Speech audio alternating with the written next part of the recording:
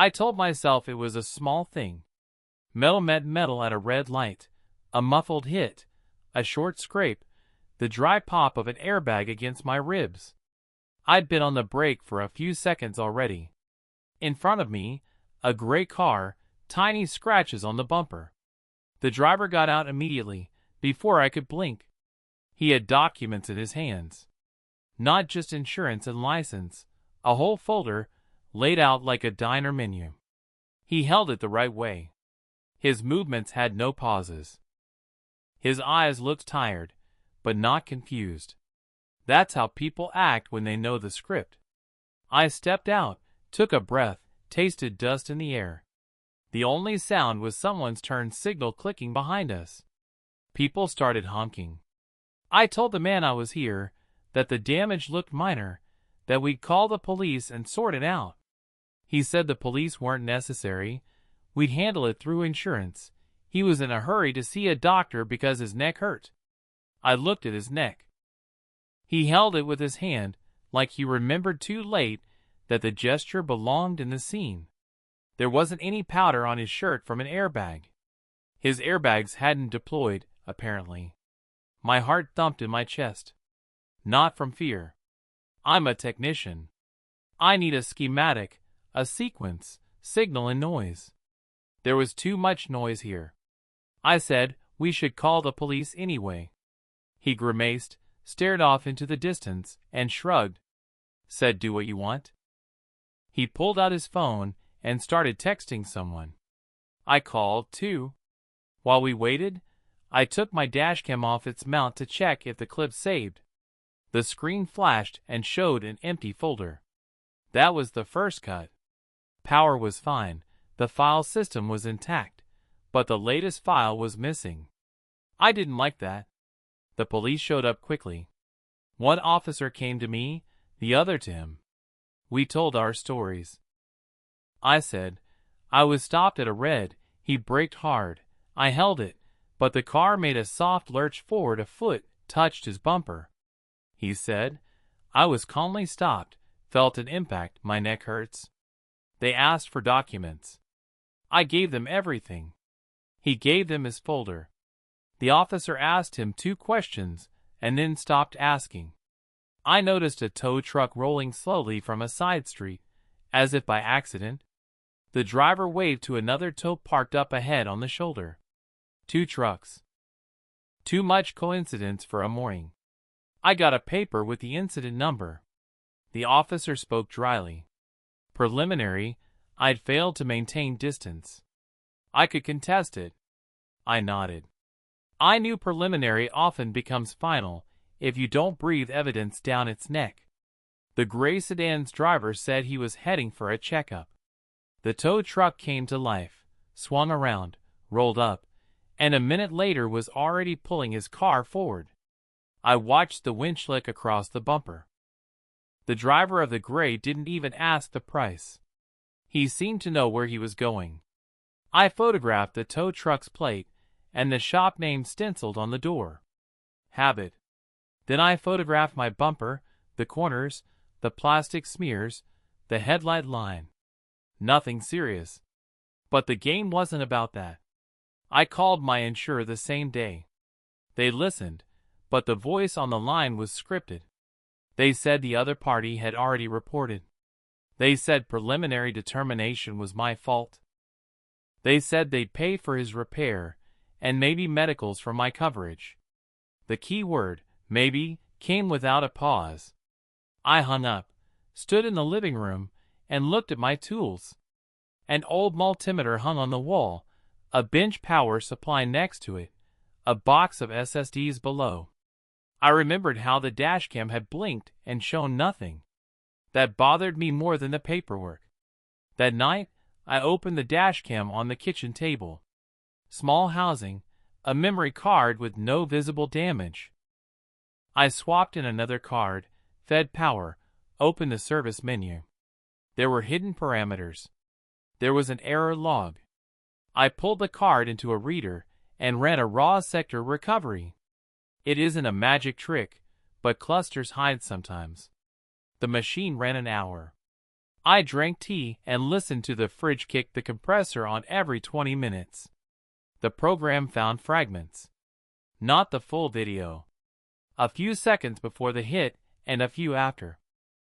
The road, red signal, the gray bumper in front of me flashing brake lights more often than needed, and a brief blink of running lights like a cue to a partner. Then static grid. But it was enough to see he was feathering the pedal, tiny pulses, like he was waiting for the right phase. The next day I drove back to the intersection. I stood off to the side and counted light cycles. 37 seconds red, 25 green. For seconds yellow in between. I stood through 3 cycles and watched the same tow truck I'd seen yesterday pass by slowly twice from the side street. Same patch on the fender, same cracked lamp. It circled like a shark that knows where the current brings fish. I took a few photos at different hours to stamp time. That calmed me. I like things with time and coordinates. I went to the address painted on the tow. A shop in an industrial strip, old docks, smell of oil, welding smoke. A woman with an even voice sat at the desk. I said I'd seen their tow at my intersection and wanted prices for straightening and repainting a bumper. She looked up and gave me a number without lifting her eyes. I asked for a price sheet. She handed me one, some numbers filled in by hand in a different pen. I thanked her and asked an unrelated question. Did they work with insurers? She said they did, many of them. Her voice warmed a little when she said, "Insurance," like we'd switched frequencies. I apologized and left without ordering anything. I made my notes at night, neatly. A list, tow plate, the intersection, time windows, plates of cars that were near us during the crash, faces of people who watched without interest. I looked through the photos again and saw a man on the sidewalk in both sets. Bright hat. Smoking, not moving from his spot. 2 different hours, the same angle. I don't believe in coincidence at short range. I tried a different route. Buses run through that area. Buses have cameras. They don't keep footage forever, but transit keeps a few weeks. I didn't want to wait for insurance to box me into signing fault. I found the transit service site. A form to request video for legal and insurance inquiries. I filled it out, date, time, route number, approximate location, asked for a clip between 8:05 and 8:15. I wrote briefly and without emotion, said I was a participant. They can refuse, but sometimes they send it if your window is exact. At the same time, I wrote the city traffic engineering office and asked for the signal timing log for that intersection that morning. Bureaucracy, yes, but if anyone should love bureaucracy when it's on my side, it's me. My insurer moved fast meanwhile. A letter with a preliminary decision, rear-end responsibility, mine. I could accept and close it, or appeal with new data. The letter had the standard line about the possibility of reviewing additional evidence. I laid it next to the dashcam I'd reassembled and laughed without humor. I don't like it when people run simple plays on me. 3 days later the insurer called again. The man spoke quickly. The other party had filed injury claims. They'd need medical evaluation, likely physical therapy. I listened and wrote, then asked where exactly they'd go. He named a network clinic and a recommended physician. I wrote it down and thanked him. That's a tell.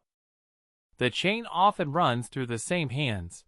The setter, the tow, the shop, the doctor, the insurance liaison. Everyone gets their cut. I went back to the intersection again. I wanted the whole picture. I stood off to the side pretending to talk on the phone. After 40 minutes, I saw the familiar tow truck. It parked in the shade with lights off. 10 minutes later 2 cars rolled into the red and stopped too close together. The first eased its rear a few inches. The second touched, soft, barely. The drivers got out and didn't shout. One of them called right away. 5 minutes later the tow was already there. My fingers went cold. I watched another small crash grafted onto this spot like fungus on a stump. I shot a short video from a distance, no faces. Then I slipped away fast. That evening the city answered. Timing logs came as an archive. Text format, time stamps, phase records.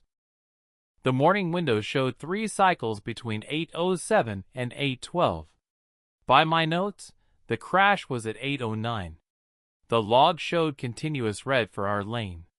That meant my car couldn't have been moving. The impact was while stopped. Small detail, big weight. The dashcam fragments confirmed I was stationary, while the car ahead flickered its brakes. 2 sources. No longer one word against another. 5 days later the transit service responded. They provided a link to bus cam footage from a bus that passed the adjacent lane seconds before the collision. I downloaded it and watched a dozen times. You could see our lane, the gray sedan ahead of me. It crept to the stop line, stopped, then made a tiny roll back half a foot, then forward, then back again, as if searching for a spot. My car didn't move. The hit itself wasn't on camera. The bus kept going. But the gray's behavior was strange. I made stills, pulled time codes, filed them, printed a few and labeled them. The next morning the game moved closer. A call from an unknown number. A man with a confident tone trying to sound friendly. He said he was the other party's insurance representative and wanted to settle early while it's simple.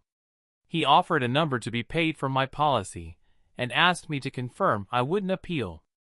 I said I'd submit everything through official channels and wouldn't be confirming anything. Silence. Then he said dragging this out wouldn't help me, that attorneys could get involved and then it would cost more. I don't like being scared with numbers. I said calmly the call was being recorded. He wished me a good day and hung up immediately. I saved the recording. I always save. I filed a formal report with the State Insurance Fraud Unit. There's a form. I attached the bus video, dashcam fragments, the signal log, photos of the tow and the shop, a list of times the tow circled the intersection. I described the pattern briefly, no adjectives. I noted I'd witnessed another similar crash. I didn't use the words ring or scheme, just facts. I sent it and set a reminder to check back in a week. My insurer meanwhile wanted a decision. I opened an internal appeal. I attached the same evidence. I asked for a second reviewer. I wrote I was ready for arbitration. I sent a copy to the State Oversight Office for Insurers, notifying them I had filed a formal complaint. Sounds loud, but sometimes a plain envelope and a steady tone is enough. A few days later he approached me. In a parking lot by the store. The same gray sedan man, no folder. He stood by my car as I came out with a bag. He smiled, but his eyes didn't. Said we could work it out the easy way. Said I was making things worse for myself. I smelled cheap cigarettes and coffee. I answered evenly. I said I'd already sent everything. He leaned in and whispered I shouldn't drag outsiders into it. Then he backed off and walked to a car with no front plate. I watched him leave and felt something old rise in me. Not fear. A quiet anger that puts things where they belong. I bumped my home cameras to higher sensitivity and changed passwords. I didn't want paranoia. I just noted a car parked across the street. I logged the time and went to bed. Nothing happened that night. The appeal came back. They scheduled a review. A different adjuster called and asked for details. I prepared a short, no-drama presentation. 3 points, the signal log, the bus video, the dashcam fragments. I added photos of the tow arriving almost immediately, and the shop's price list with handwritten add-ons. I didn't draw conclusions. I laid out a sequence and the odd coincidences. In parallel, I went back to the shop. I asked, in a different tone, if they'd recently repaired a gray sedan with light bumper damage. They said lots of grays, be specific. I gave a rough date. The woman at the desk looked at me with mild irritation. She said they don't give that information. I said I understood and left. Outside, I took a picture of the lot. A gray sedan sat there that looked very similar, with a freshly blended stripe on the bumper. There was a paper with a work order under the windshield. I didn't lean in to read it. I didn't want to cross a line. I took a wide shot. If it was the same car, it had returned to where it was comfortable. The fraud unit emailed me. They appreciated the information and asked my permission to share materials with relevant agencies. I said yes.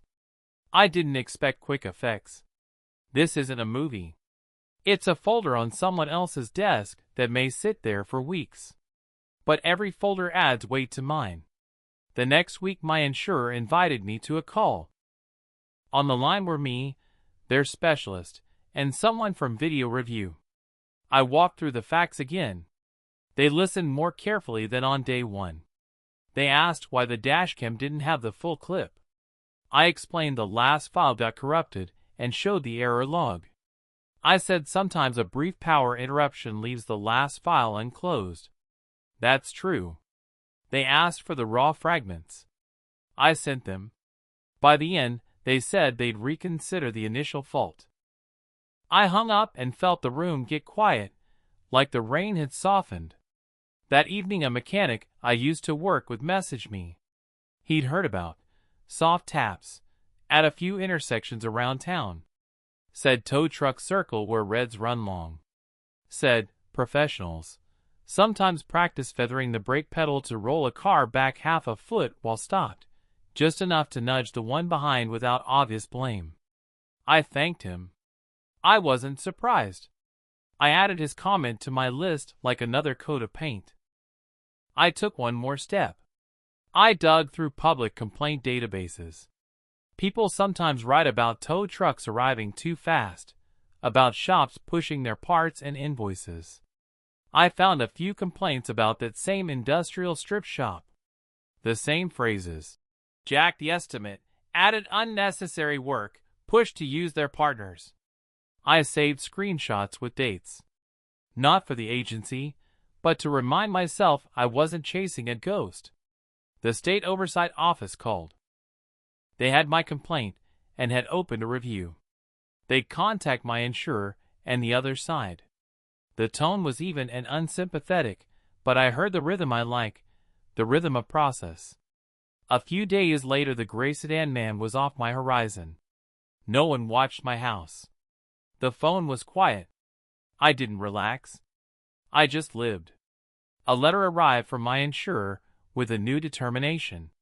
They changed it to shared responsibility, with emphasis on the other party's fault. They suspended payments pending investigation into a possible staged event. The letter's tone was careful, but not canned anymore. They called and said the case was with their internal analytics unit. I thanked them and asked nothing else. I drove to the intersection one more time, not for evidence, just to close the loop for myself. I stood in the shade, listened to traffic, watched tired people stare at red and green. I felt the city returning to normal when you stop interfering with it. Then I went home and turned my thoughts off for the night. 2 weeks later, the fraud unit messaged me again. Thanks for the materials. They'd opened an inquiry into several claimed incidents at the same intersection and into certain repair practices. I didn't need more than that. I saved the email and shut the laptop. A week after that, there was a letter from the other side's insurer. They were reviewing the injury claim and, for now, pausing payments while they awaited the inquiry results. I read the dry text and felt the tension drop. I set the envelope down and looked out the window. The rain fell evenly, like it had a plan. My story could have ended there. But I wanted one last step, not revenge, order. I made a short memo for myself. What worked? 3 things. Video that doesn't live in just one camera, official logs, signals, transit, and simple observations, plates, times, faces that repeat. I knew that next time, if it comes, I'd recognize the shadows sooner. Later my insurer called. They closed the claim with no payout from my policy. They changed the fault record. They said if the other party tried a civil claim, I had a package of evidence. I said I knew. They said goodbye with less formality than at the start. After the call, I sat in the kitchen and listened to the quiet. It sounded better than any apology. A month later another letter came from the agency. Thanks for cooperating. The inquiry was ongoing, but actions by several partner companies had begun regarding post-collision procedures. The words were sterile, but I pictured the faces of those circling that intersection and understood their road had gotten rougher. Sometimes I replayed that morning second. The hit, the dry puff of the airbag, the man with the folder moving without errors. I thought about how often we give up not because we're hit, but because we're convinced that's how it's supposed to be. This story didn't teach me aggression.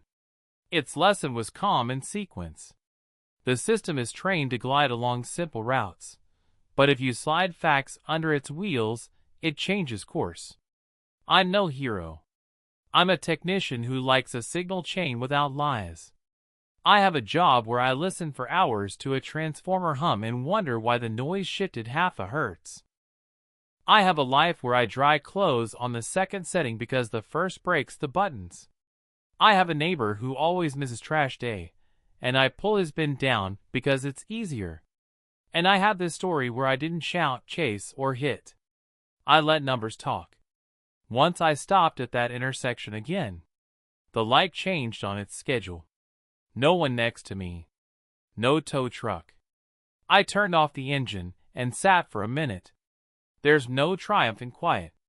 Just clarity. I did what I could, and it was enough. Revenge is the word people like to hear. I prefer another, restoration. When something in a system is out of line, you don't kick the wall. You look for the screw that's a quarter turn loose. The people I won't name followed their pattern. They set their stage, brought their tow, wrote their papers. They lived on the fact that most folks sign and go home. I could have, too. But sometimes one person refuses to do what's convenient. And the pattern starts to squeal. It's not fireworks. It's a sound only heard by those close enough to know what real metal-on-metal contact feels like. Months later I heard they changed the timing at that intersection. Added patrol sweeps. I have no proof it's connected to me. I don't need it. It's enough that when I stop there in the morning, I see ordinary people in ordinary cars. They look at green and go. And no one eases backward like they're testing how much patience you got. The man from the gray never showed again. If he looked my way somewhere, he didn't approach. Maybe he had other business. Maybe he learned folders don't always win. I had other business, too. Life isn't made of intersections. It's made of mornings when you turn on the kitchen light and see your mug where you left it last night. That's where I stopped. The case closed without noise. Folders sit on someone else's desk. Cameras spin and record. Signals beat their timing. I live on. If someone decides I'm an easy target again, I'll do the same thing. Pull the facts, lay them flat, and let the system fall to the right side. That isn't heroism. It's craft. When people ask what to do if you're called at fault, I keep it simple. Don't argue loudly. Look for cameras that don't depend on you. Look for logs kept for reasons other than you. Write down times and places. Don't feed the anger. It adds noise to the signal. Keep it short. Let the numbers work. The system isn't good or bad. It's inert. It needs a slope to roll. Become that slope. And then be quiet. I picked up the old Dashcam on the shelf. It now records to a new card with mirrored storage. I updated the firmware, set a continuous buffer, added backup power. Not because I'm afraid. Because I prefer order to any revenge plan. If I ever need it again, I don't want to fish fragments out of raw sectors in the dark. That was my quiet win. Not that someone paid. Not that I proved myself to anyone. That I got a normal day back. It sounds modest. Tired people like me know a normal day is the hardest thing to restore. I stepped onto the porch, listened to the evening city, and realized I wasn't holding a grudge. Life is short. Paperwork is long. Intersections stay where they are. And if someone pulls out in front of me again and slams the brakes, I won't be just a passenger in someone else's scene. I'll see the scaffolding. And that's enough to keep the scene from coming together.